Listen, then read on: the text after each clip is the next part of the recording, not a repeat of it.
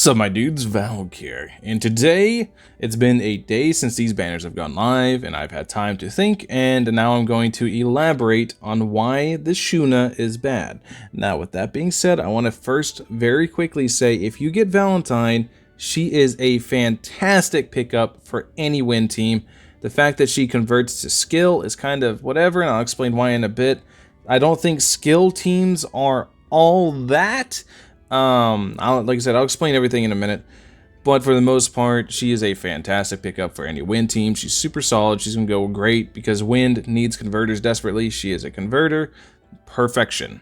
So she's fantastic for wind team. But this Shuna, why is this Shuna so bad, Valk? Why do you not like this Shuna? Increases all allies guard rate by 60% for 3 turns. Increases all allies solo skill gauge increase by 50% for 3 turns. Why is this bad? There's a couple reasons. One is the cap. The cap does not get raised, so even though you're generating points, you are going to reach the 100 cap very, very quickly. If you are able to actually get 5 card, 6 card turns off, you are going to reach the 100 cap every single time. So you actually are losing a lot of value with that. The reason the Veldora is so damn good is because Veldora permanently increases the cap. If you look, increases skill cost limit until the end of the battle by 21. It goes up with level. He increases the cap as time goes on. You can reach all the way up to 999, although you're not going to. You can reach the 999 skill limit, so you can stack the hell out of it. And you can increase your skill gauge. Or you can't increase your skill gauge, but you can increase the amount of skill points you have to set up these giant nuke turns, and he allows for that. He is a very, very, very, very good unit. Are very, very good protector. Shuna, on the other hand, just has guard, and then you just generate more points with every green card used. And then I saw people say, Valk, but Elemental Colossus, you love Elemental Colossus. Why is Elemental Colossus ranked so high whenever Shuna is essentially the same thing? She's not. The very simple thing is increase the allies guard rate by 60% for 3 turns, exact same thing as Shuna, but increase the allies counter attack rate by 60% for 2 turns. That is insanely good because counters hit very, very hard in this game. In Slime Isekai Memories, counters hit incredibly powerful. Counter power 8%. There are certain units, especially Veldora, who hit really, really hard with counters. It's harder than a regular hit. Now imagine you're giving your whole team 60% counter rate for 2 turns. 2 turns, they wipe out, they send out an AoE, 3 people counter, that's an extra 12 to 16k damage a turn, or 10 to 16k damage depending on how welled out your units are, a turn, and it's 2 turns like that if they keep doing AoEs. That's why I value it. It's 10 to 16k free damage and you're not taking damage because of the guard. But back to the skill point generation. Let's say you're generating a bunch of skill points. Let's say I'm generating 100 skill points a turn. Let's just throw her to the absolute limit. Let's say I'm doing perfect turns, 6 turns, and my RNG is just god tier. I use this once, it's 60 cost. That is about 2/3 of my skill meter gone already. I use it again, it's 80 cost. That's 2 turns, and now 1 more turn, and after that, it's unusable. Any skill in this game, you use 2 to 3 times, and they're done.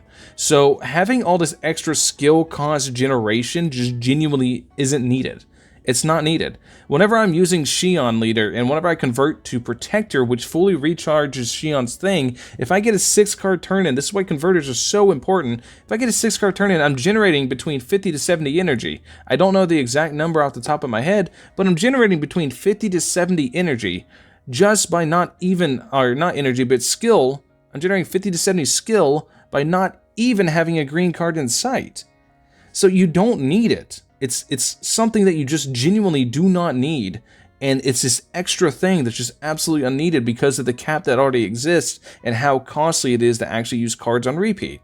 And not to mention the absolute lack of converters that Wind has. Wind Shuna helps a lot. If you guys are running a Wind team, this Shuna, not Xmas Shuna, not Leader Shuna, but this Shuna is genuinely really good for a Wind team because she has that 25 cost double blue to greens, and then you can combine that with Valentine, so you have 2 25 cost converters, so you can have a 50 cost and you can generate full green cards or full green hands, which is so important to get full 6-card hands every single run. It's why I preach converter protectors. It's why I think Ramirez and Shion are the 2 best protectors in the game, because they are both full hand converters, which is insanely valuable. But this is why I don't consider the Shuna very good. I don't consider Xmas Shuna a good leader at all. In fact, I consider Xmas Shuna a literal detriment to your team. Now, a lot of people are saying she's really good in a new event.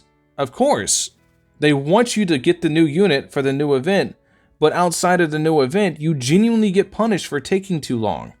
If you guys play any of the conquests, you can see I've beaten almost all the conquests. Actually, I've beaten all the conquests, I just haven't 3-starred them.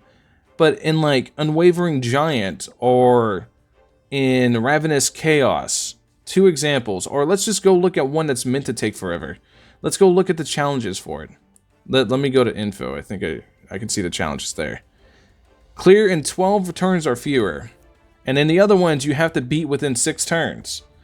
This game genuinely punishes you for taking too long. It actually does. The game straight up punishes you for taking way too long with anything. The volume got really loud there for a second. But it straight up punishes you for taking way too long with any type of event, so that makes that type of stall playstyle absolutely not usable. And then if we go to what Heroes Jubilee is, which is Heroes Jubilee is going to be the ranking mode, you look at it and it's a predator battle where you're going to be fighting a souped up version of Gazelle. And in Predator Battle, you get more points the less amount of turns you take. So why do I want a team in a setup that's meant to prolong fights?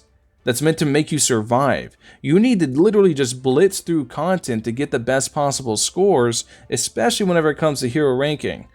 I know they're going to make content right now until these units are gone, based around this leader skill. But I'm telling you guys, for your own good, this isn't for me, because I'm just going to simply not pull. I'm just going to use whatever the game gives me, and I'm not going to wail. If I wanted to, I would literally just wail on this banner and get them both, but I don't want to wail because I don't think they're worth it. Well, I think Valentine's worth it. I think Valentine is generally worth the pull, but that Shuna is just straight up not it. That Shuna is generally one of the worst leaders in the game because of what I've explained, or one of the worst 5-star leaders, I should say. In fact, I would actually tell you guys to run this guy, if I remember right? Increases skill cost limit, changes Soul of Secrets into Soul Divine Protection. Yeah, I would generally tell you to run this guy over that Shuna, because it increases all allies' wind attack at the start of battle by 5%, uses a wind lead, and increases skill cost limit, and increases Soul of Secrets into Soul Divine Protection.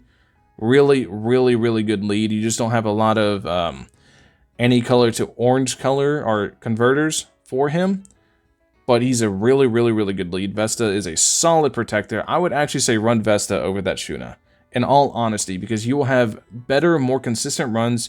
You will have more often than not, you will get 6-card hands. That's going to help you out a ton. And of course, the synergy isn't there yet because, like I said, there's not a lot of whatever color to orange converters for wind. But eventually we're going to have more synergy and you'll have more options. And Vesta is generally one of the best 4-star protectors. So that's how I think about that Shuna. It's like, it's good that she generates skill points. It's good that she lets you just not take damage with guard. But once this event is gone, once it's gone to where they're not trying to push it on you. In fact, I'm going to make an Elemental Colossus team and try to beat it with Elemental Colossus. And I think I'll do just fine.